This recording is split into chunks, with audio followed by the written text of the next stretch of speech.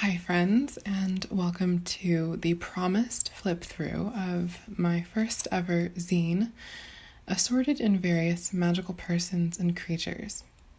This is a collection of all of my 31 Inktober illustrations from 2018, as you can see on the cover. This zine, as I previously stated, was printed using MIXAM. You'll have more details about them in the description, but they are a magnificent company that provides the most professional quality prints. And like, for example, this is bound using the pure bound system. So like they really just do a good job at binding. There's a silky smooth like finish to this. I have no idea how to describe it, but it just feels so luxurious. I guess it's the only way that I can describe it. It's just a phenomenal texture. So without further ado, I will be flipping through each of these, and alongside the illustrations, I do also have a written description. Now, each of these written descriptions technically take place within my version of the Harry Potter and the American Horror Story timelines. So there are characters from both of those lores used in this zine. So yes, without further ado, assorted in various magical persons and creatures. Now to start off with, I included the ink blot on this left side, and I also included the dedication page because I was always obsessed with dedication pages when I was younger in books, and I just wanted to really dedicate the most important people in my life that made this book possible. My mom, my dad, my sister, and my boyfriend. So, number 1. This lovely witch named Sofia sells potions to various witches and warlocks. Some of these potions are highly potent. She sells them in phials, perfectly curated and organized in her chamber. They are meticulously diluted and distilled for safety and benevolence, but her poisons, deadly and coveted, are only available to trustworthy Wixen folk. Number 2. This merman and warlock, sometimes referred to as a Murloc, is having a peaceful time balancing rocks and a little octopus friend he has found. Right there. His name is unbeknownst to the author, for as soon as he was seen, he vanished into the cool waters below. Number 3. An aging tree trunk has been cursed by a powerful dark warlock who charred the whole mass and left it to levitate freely as a warning to any Wixen folk sent by the coven, lest they set foot on his sacred grounds. The name of this warlock is Arif. Several local village people have gone missing since he's taken residence by the foot of the hills.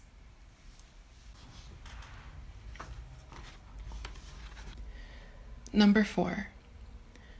Samant, the most powerful witch of her age, is known for her extremely contained yet potent spells.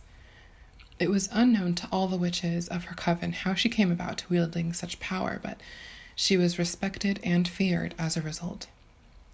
In her lifetime, she only killed one soul for attempting to murder her lover. The remains of the person were instantly disintegrated by her hands.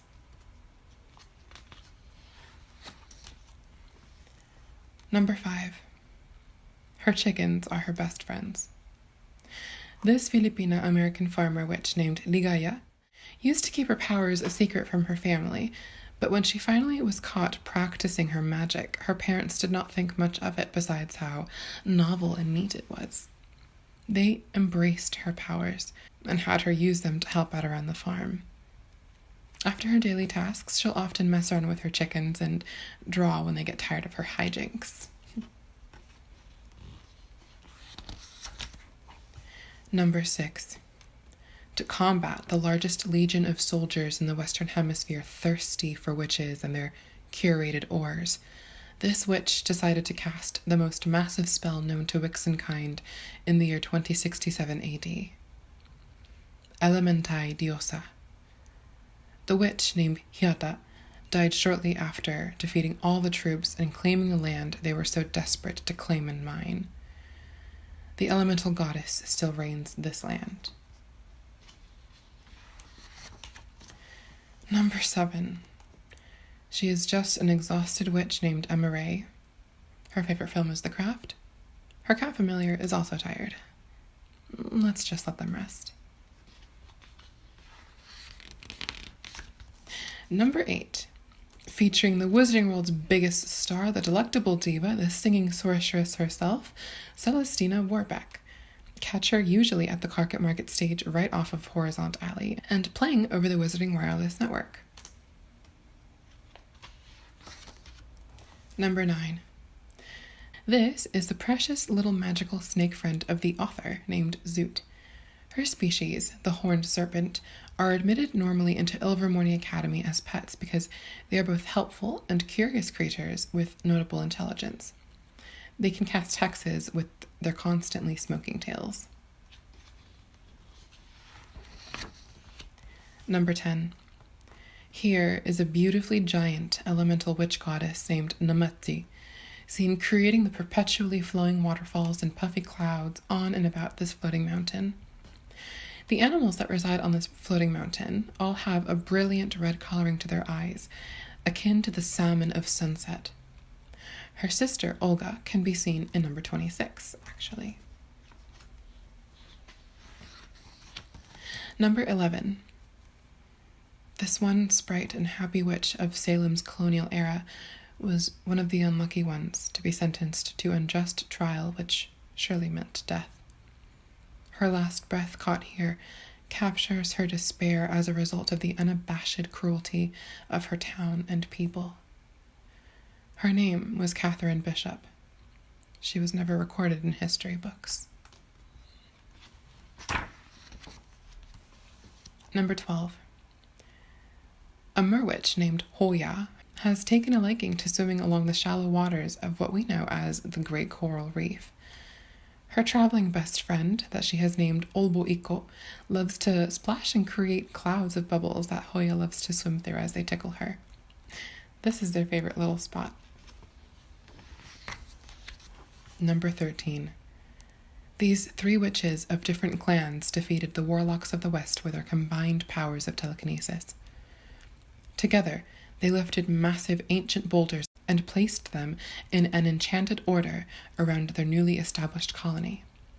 Their names, left to right, are Amuretta of the Lorenx clan, Saadia of the Insaya clan, Trok of the Maktus clan.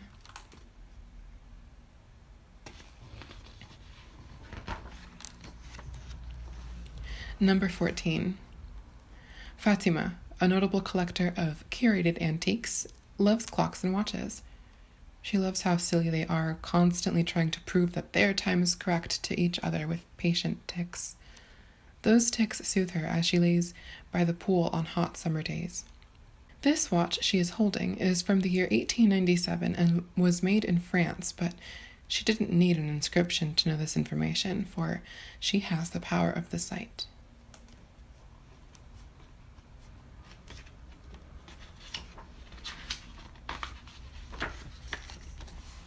Number 15.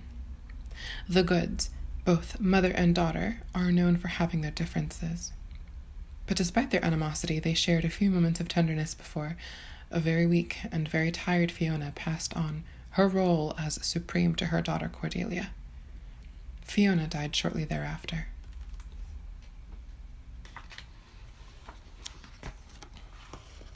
Number 16. Perhaps the most frightening creature known to hell, the boggart morphs to match the biggest fears of the person who catches sight of it. It is said that this creature uses all possible senses that humans can perceive to fill them with incessant anguish. Lucifer keeps it in his prison well fed and happily morphing.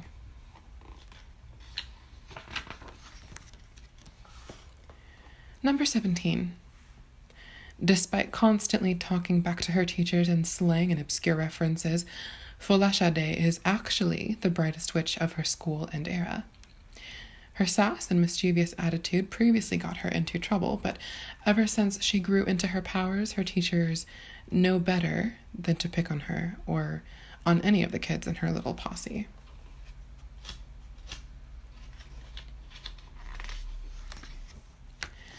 Number 18. Auntie M is a renowned potions maker and file manufacturer. Her elixirs are reported to be slightly more effective than most name-brand elixirs on the market. Sofia from number 1 knows that Auntie M's elixirs contain a key ingredient that is unattainable through legal standards. But she is no snitch, even without Auntie M's hush money.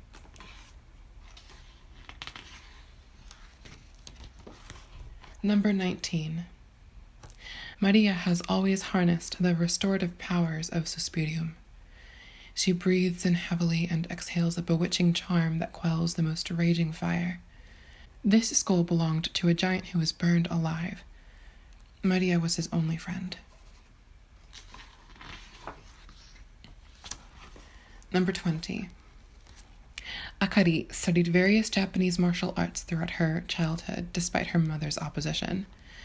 Her father would always take her to her practices on the family bike. It wasn't until she turned 20, however, that Akari developed powers that aided her in ways she never thought possible.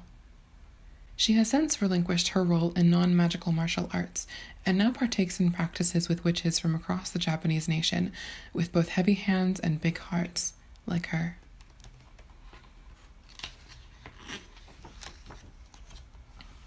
Number 21.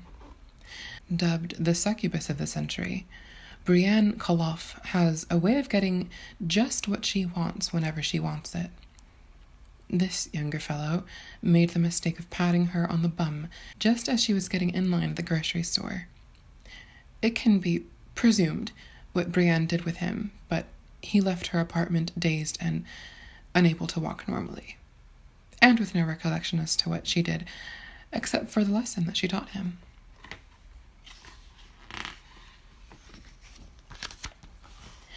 Number 22.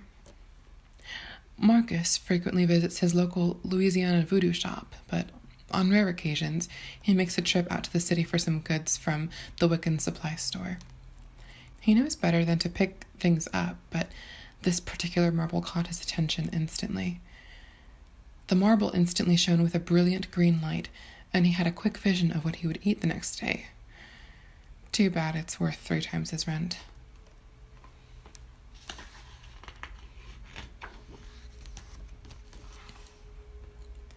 Number 23. Lauren Botts was one of the witches who fought in the Battle of Hogwarts now almost 20 years ago. Her final spell she cast before she passed out caused an entire section of Ravenclaw Tower to fall upon 3 followers of the Dark Lord. She was recognized for her bravery and willingness to sneak out of the Slytherin common room to help protect her girlfriend from the impending attacks.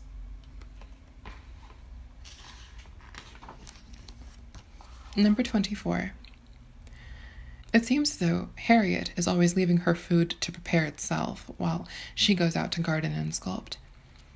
But in her cottage, the peace and balance she maintains assures her younger caretaker that she is still in control and on top of things. The kitchen smells of rosemary and thyme as she's about to saute some vegetables for dinner.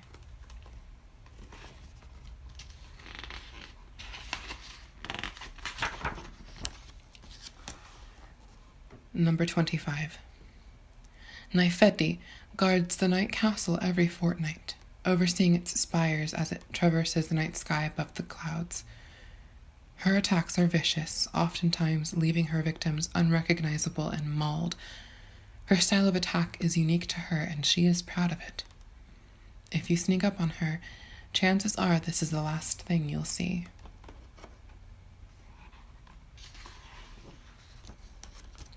Number 26. Olga lifted these rocks from the Alpine range and governs the water cycles amongst the mountains she chooses to float through the skies of Europe. Like her sister Namazi, Olga is an elemental witch goddess with immense power. Her stretches allow for the full flexibility of the rocks she governs so that they can adapt to one another and develop into beautiful shapes.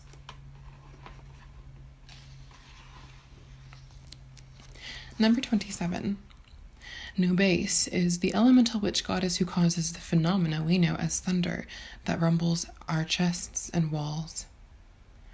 She casts the lightning from the water particles she adopts from the ground and then generates the claps of thunder heard for miles and miles. Sometimes, if the timing and conditions are right, she'll coordinate a large bolt of lightning with an instant clap. A split second of pure and raw multisensory power.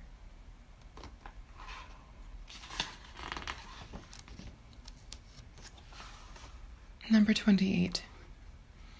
Taraji had just gifted her beloved wife Holly with a pet squaragon, the cutest fire-breathing mammal you could ask for. They've had a rough few months, what with stressful audits at the Magical Congress and a consistently recurring headache. But now they've both taken a week off from their jobs and can just exist happily as witches and lovers.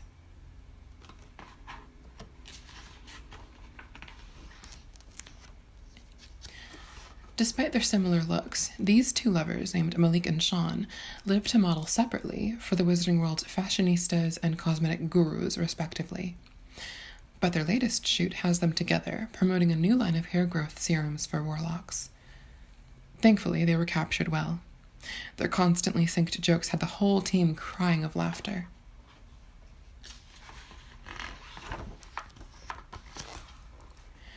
Number 30. Kiki still seems to have issues whenever she gets a new broom. Her mind always goes faster than her mouth, or the rest of her body for that matter. So as soon as she sat down on this new Airjet 200X model broom, her hat almost flew off from how quickly the broom jolted to speed. Her skills as a courier quickly allow her to adapt, to her advantage.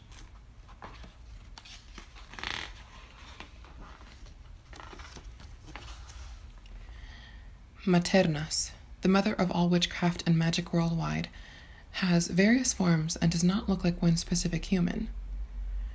During her synthesis stage, however, she adopts this form and juggles a skull to figure out from which region her newest witch child will be born. And there you have it. This is my limited edition zine. I'm really proud of this, if you can't tell. This is really just amazing to finally be able to hold in my hands, something that I've created just myself. It's available for purchase actually on my Etsy shop, which you can find the link for in the description, for just $15. I worked so hard on each and every single one of these illustrations, and I also worked hard to connect the lore together. I think I spent the entirety of one night writing out everything and planning every single page out and doing the cover illustration because I had to get it submitted in time for the product launch that I had just the week after. But it came in time thanks to MIXAM, and I am really, really just so proud of this publication that I have made.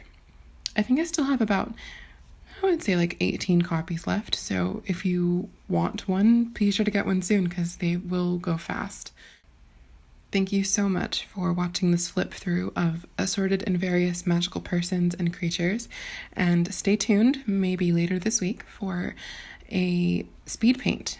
I don't particularly know what I'm going to do the speed paint of, but I hope you enjoy it whenever I do end up posting it. So yeah, thank you so much for joining me again, and if you'd like to, subscribe on the top right corner of this page. Thanks so much. Bye.